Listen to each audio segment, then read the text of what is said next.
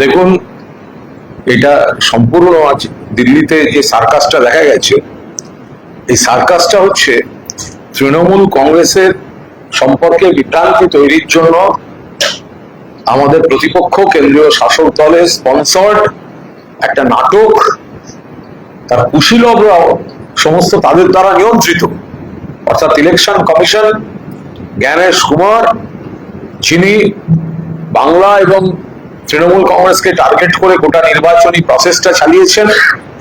এখন তারা এই ধরনের একটা নজিরবিহীন কাজ তারা আজ করেছেন, যে কোনো টম, ডিক অ্যান্ড হ্যারি যে কোনো একটা বেছে নিয়ে তাদের সঙ্গে একটা বৈঠক।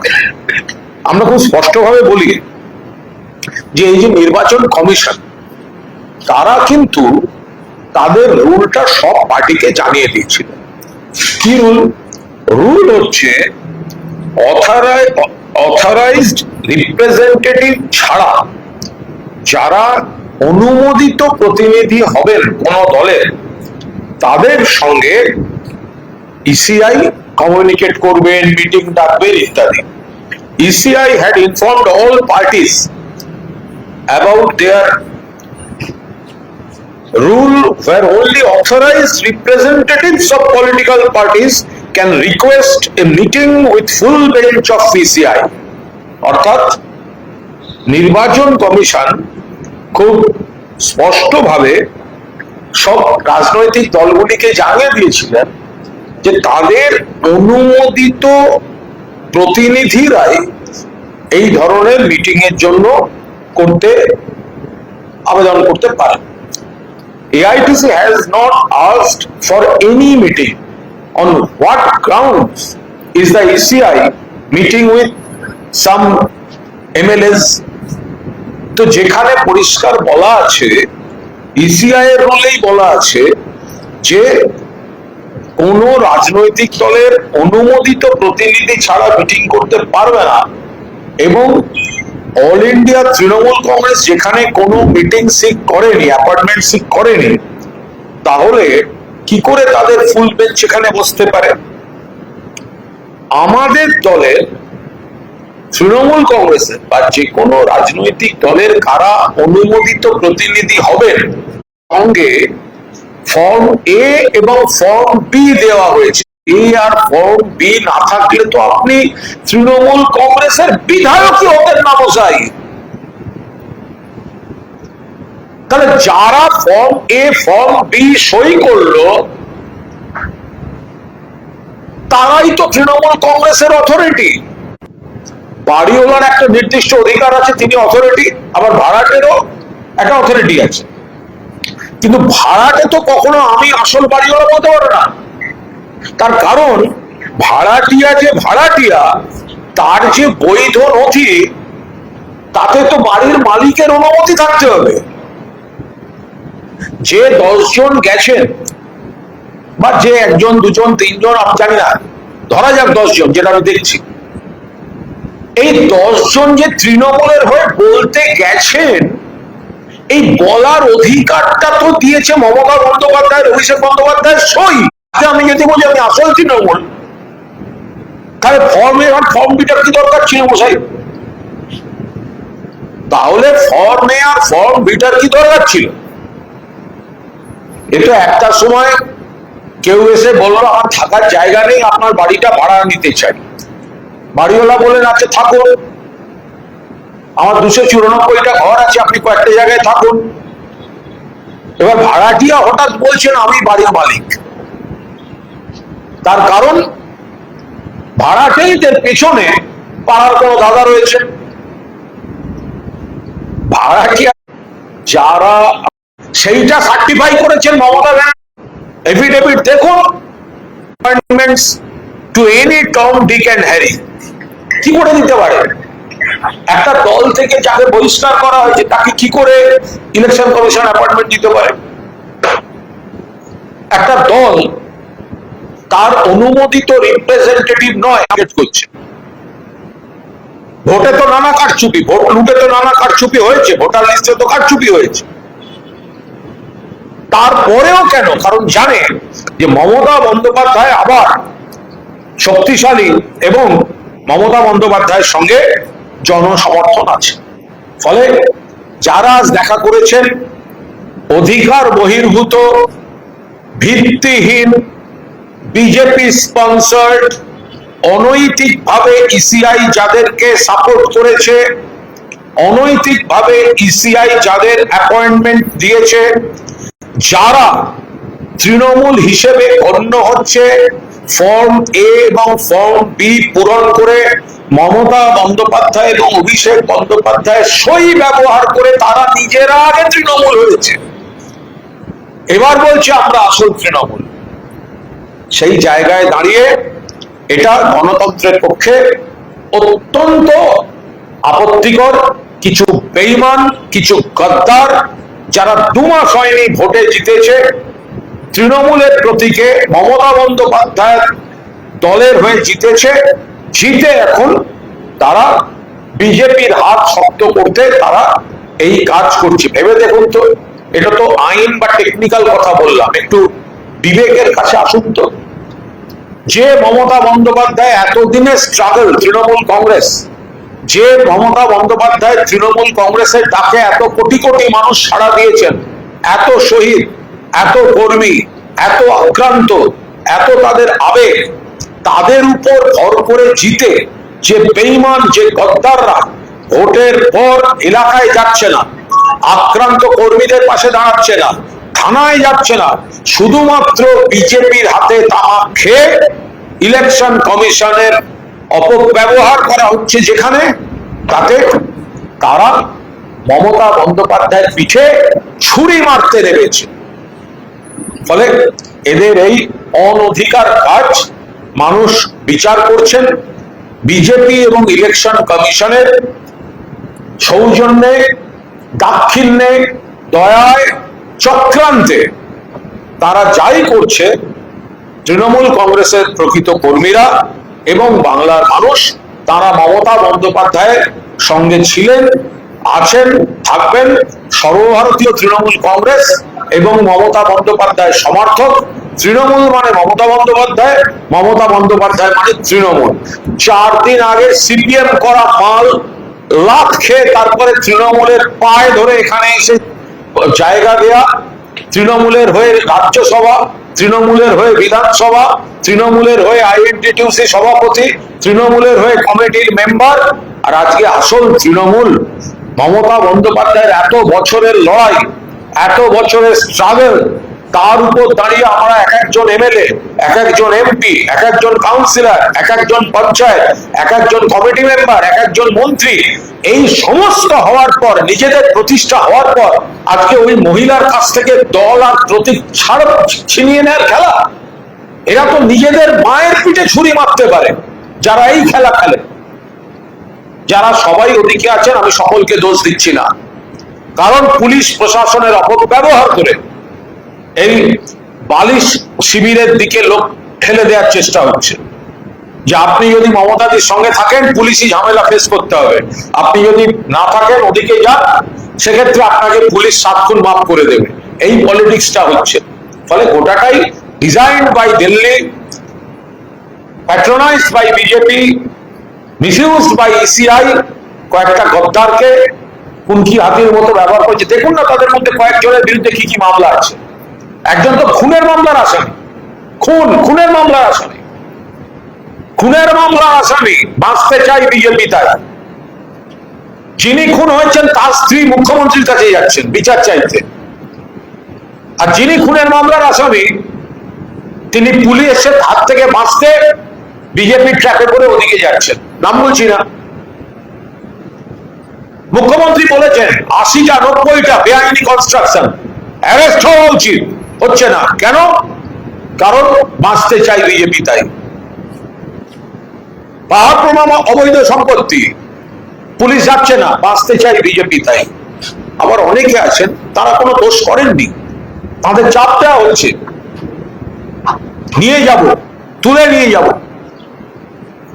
অভিযোগ, মিথ্যা অভিযোগ দিয়ে দেবো, ভয় পাচ্ছে, প্রেশার দিচ্ছে, ছেলেপুলেদের অ্যারেস্ট করা হচ্ছে, প্রেশার তৈরি করা হচ্ছে।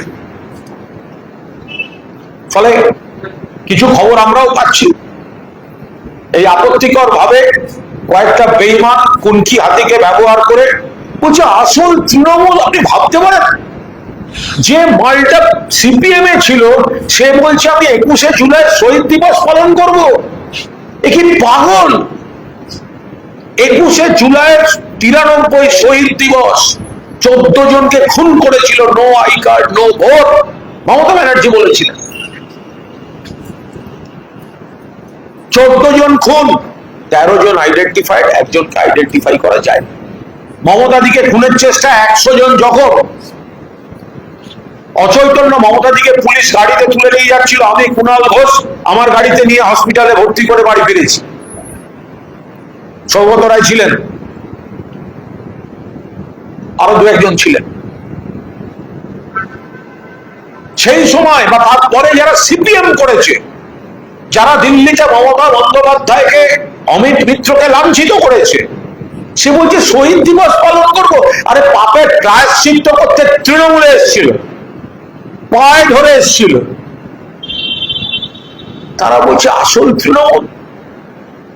মানুষের একটা বিবেক বলে কিছু থাকবে, রাজনীতিটা আর কত নর্দমায় যাবে এই সুবিধাবাদীদের হাতে পড়ে।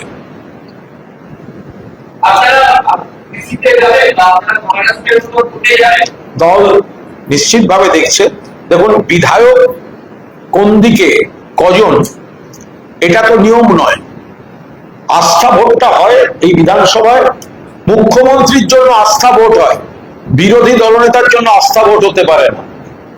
বিরোধী দলনেতার নিয়োগের নিয়ম হচ্ছে যে দল থেকে জিতছে সেই দলের কম্পিটেন্ট অথরিটি স্পিকারকে যার নাম দেবে তিনি হচ্ছেন বিরোধী দলনেতা।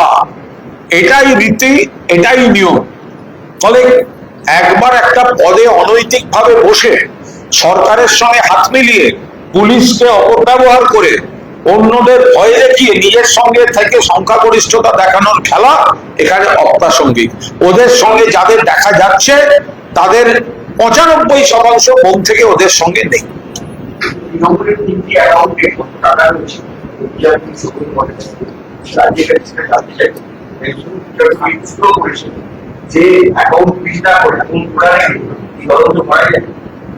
দেখুন, তৃণমূল কংগ্রেসের অ্যাকাউন্ট বিষয়টা আমি সবিস্তার জানি না, আমার এখতিয়ারেও ছিল না। আমি তার আয় ব্যয় এগুলো আমি বলতে পারবো, অপারেশনাল অথরিটি এগুলো আমার জানার কথা নয়, আমি জানি না। কিন্তু একটা দল 1998 সাল থেকে আছে, এত তার এমএলএ, এমপি, কাউন্সিলর, পঞ্চায়েত প্রধান, সমর্থক, শুভানুধ্যায়ী, নিশ্চিতভাবে তার তো একটা তহবিল থাকবে। বিজেপির কত বড় তহবিল, আজকে সিপিএম ক্ষমতায় নেই, তাদেরও তো কিছু তহবিল থাকবে, কংগ্রেসের তহবিল থাকবে, তহবিল তো যে কোনো দলের থাকবে। ফলে নির্দিষ্ট কোনো অভিযোগ ছাড়া যদি বন্ধ করা হয় তাহলে এটা যে একটা ডিজাইন চলছে, একটা প্যাটার্নে তৃণমূলকে ডিস্টার্ব করার, এটা তার অঙ্গ হিসেবে আমরা এটাকে সেইভাবে আমরা পর্যবেক্ষণ করছি। বাকিটা কোর্টের বিষয়, বাকিটা কোর্টের। একটা পার্টি চলছে, পার্টির খরচ আছে, পার্টির নানা কাজ আছে, সেগুলোকে বন্ধ করে রেখে কেউ যদি পার্টিকে বিপদে ফেলতে চায়, এই ডিজাইনটা তো একই জায়গা থেকে শুরু হচ্ছে। যারা এইটা করতে চাইছে, দেখুন, যারা প্রতীক চাইছে তারা টাকাও চাইছে, যারা প্রতীক চাইছে তারা টাকাও চাইছে। হ্যাঁ, ওটা বুঝে নিন না। এবার বুঝুন না নজরটা কাদের এবং কাদের হাতে পুতুল হয়ে পুতুল নাচের খেলা চলছে। কাদের হাতে বলছি, তাদের, আমাদের মানে কি? আমি আবার বলছি, এই পয়েন্টটা আপনারা দয়া করে দয়া করে দয়া করে, যারা আসল তৃণমূল বলেছেন আজ দিল্লিতে বসে, তাদের তৃণমূল হওয়াটাই ডিপেন্ড করেছে ভোটের সময় ফর্ম এ এবং ফর্ম বি তে মমতা বন্দ্যোপাধ্যায় এবং অভিষেক বন্দ্যোপাধ্যায় সইয়ের উপরে। ফলে তারা এদেরকে তৃণমূল হওয়ার অথরিটি দিয়েছেন। এরা কি করে আসল তৃণমূল হতে পারে? আপনি ইলেকশন ওদের বলুন ডকুমেন্টটা বার করতে, ওরা যা ফাইল করেছে ফর্ম এ ফর্ম বি ছাড়া তৃণমূলের সিম্বলটা পেতে তোরা, তাহলে সিম্বল ভাড়াটিয়া বলছেন বাড়িওয়ালা কেউ নয়, বাড়ি আমার, এ তো তাই কেস। পাড়ার দাদা বা পাড়ার দাদার মতো কোনো গুন্ডা সাপোর্ট করছে, তাই জন্য ভাড়াটাই বলছে বাড়ি আমার। বলছি একটা গত 15 দিনেরও বেশি সময় ধরে শোনা যাচ্ছিল যে এই গ্রুপ তারা আসল বিরোধিতা দাবি করছে, ইসিতে যেতে চলেছে, তারপরেও কেন পার্টির একটা অনেক তালিকা করতে যাচ্ছে বলা হচ্ছে তাদের তরফ থেকে আদালতে যাওয়া বা ইসিতে যাওয়ার জন্য কোনো ব্যবস্থা নেওয়া বলা হচ্ছে? এটা পার্টির স্ট্র্যাটেজিক সিদ্ধান্ত, পার্টি নেতৃত্ব যা করছে। পার্টি যেখানে পুরোদস্তুর রয়েছে সেখানে অবান্তর কে কি বলছেন, কোন দুষ্ট শক্তি যাদের মদত দিচ্ছে, তো তার ভিত্তিতে দাঁড়িয়ে পার্টি কি বলবে ভাবা যায়। আজকে আমি কুণাল ঘোষ নমিনেশন দিয়েছি 164 বেলেঘাটা কনস্টিটিউয়েন্সি। আমি আমার নমিনেশন এফিডেভিটের সঙ্গে নমিনেশন ফর্মের সঙ্গে আমাকে form A and form B দিতে হয়েছে, যেখানে পার্টি বলছে এই ব্যক্তি কুণাল কুমার ঘোষ তিনি অল ইন্ডিয়া তৃণমূল কংগ্রেসের প্রার্থী, যাকে ঘাসের উপর জোড়া ফুল দেওয়া যেতে পারে। আমি এবার জিতে এলাম, আমাকে সার্টিফিকেটটা দিলেন মমতা ব্যানার্জি আর অভিষেক ব্যানার্জি। জিতে এসে 2 মাসের মধ্যে আমি বললাম এই প্রতীকটা আমার, আর মমতা ব্যানার্জি চেয়ারপারসন নন, এটা হতে পারে কখনো? ফলে নিশ্চিতভাবে পার্টি নেতৃত্ব গোটা বিষয়টা নজর রাখছেন, বাংলার মানুষও নজর রাখছে। যাক না, একবার বলুন না, জেতার পর থেকে এখনো এলাকায় হাঁটতে দেখা যাচ্ছে না কেন? মানুষের কাছে, কর্মীদের কাছে, আক্রান্ত কর্মীদের পাশে, এলাকার কোর্টে, এলাকার থানায়, তার বদলে বিজেপির বাড়ি, বিজেপির অফিস, বিজেপি নেতাদের সঙ্গে ঘুরঘুর করে পেছন থেকে নিজেদের ব্যক্তি সুবিধা নেওয়া, পেছন থেকে চেয়ার নেওয়া, এগুলো মানুষ দেখতে পাচ্ছেন না? একই জিনিস মহারাষ্ট্রের ক্ষেত্রে হয়েছিল, শিবসেনা এবং শরদ পাওয়ারের ক্ষেত্রে। তারাও কমিশনে তাদের অনুমোদন যায়, কমিশন থেকে আদায় করার পর গোটা বিষয়টা আদালত পর্যন্ত যায়। তো মহারাষ্ট্রের মধ্যে কি আপনারাও আদালতে যাবেন? এটা সম্পূর্ণ পার্টির স্ট্র্যাটেজিক ডিসিশন, এটা আমি এখানে এইভাবে মুখপাত্র হিসেবে করতে পারি না। তাহলে কি যে মিটিংটাকে আপনি বেআইনি করছেন ইলেকশন কমিশন? সম্পূর্ণ বেআইনি, illegal meeting, illegal, unethical, illegal, unethical, immoral হতে পারে না। এটা জোর করে তৃণমূল কংগ্রেসকে, ওরা আসলে এরপর দেখছে জাতীয় রাজনীতিটা, মমতা ব্যানার্জি আর তৃণমূল কংগ্রেসকে ওরা ভয় পাচ্ছে, সেই কারণে এইখানে তৃণমূল কংগ্রেসকে ডিস্টার্ব রাখতে চাইছে, ভাঙতে চাইছে।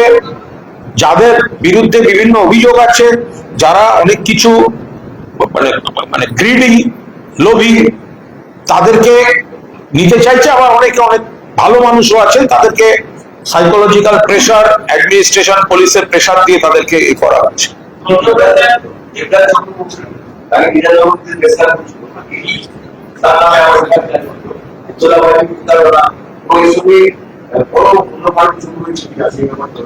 আমি এই বিষয়ে কোনো মন্তব্য করবো না, আমি এই নিয়ে কোনো মন্তব্য করবো না। কেউ যদি বিপুল পরিমাণ সম্পত্তি করে থাকে, তাহলে সেই সম্পত্তি কোথা থেকে এলো সেটা ইনভেস্টিগেটিং এজেন্সিকে জাস্টিফাই করার দায়িত্ব তার। ফলে যে বিষয়টার সঙ্গে দলের কোনো সম্পর্ক নেই, আমি এখানে কোনো মন্তব্য করবো না, আমি কাউকে কোনো ডিফেন্ড করবো না, কোন কেসের মেরিট সম্পর্কে আমি কোনো মন্তব্য করব না। কারণ দেবরাজ চক্রবর্তী আর তারা, তাদের কোথায় কি সম্পত্তি আছে আমি নিজেও জানি না, সেটা বৈধ না অবৈধ আমি জানি না। আমি কেন খামোগায় নিয়ে মন্তব্য করব? আমি শুধু একটাই কথা, টাইমিংটা।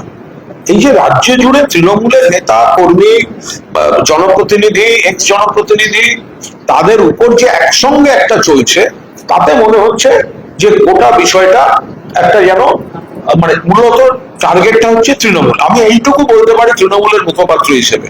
কিন্তু কোনো ব্যক্তি, তার বিরুদ্ধে কোনো এজেন্সি যদি এরকম ধন সম্পত্তি ধরনের কোনো অভিযোগ আনেন, সেই কেস মেরিট না জেনে, কন্টেন্ট না জেনে আমি কোনো মন্তব্য করবো না। আপনি প্রথম যে বস কালচারটা বললেন, সুবিধার ক্ষেত্রে যেমন দেখা গেছে বিভিন্ন ইনস্টা বা ভিডিও, ফেসবুকের ভিডিও, এই ডেটার ক্ষেত্রে না না, একটা শ্রেণী তৈরি হয়েছিল দলে, সেটা হচ্ছে ফেসবুক বা ওই একটা এইসব করে যে আমাদের নেত্রী মমতা বন্দ্যোপাধ্যায় আমার নেই বলে তার থাকবে না, তার কোনো মানে